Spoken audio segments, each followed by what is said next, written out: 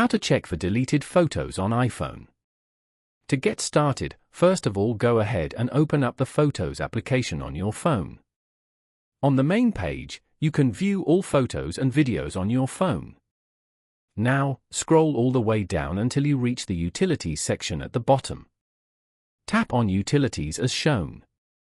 Within Utilities, tap on the recently deleted album to view the deleted photos. You have to authenticate with Face ID or your passcode to access the recently deleted folder. Once you are in, you can view all of your recently deleted photos and videos.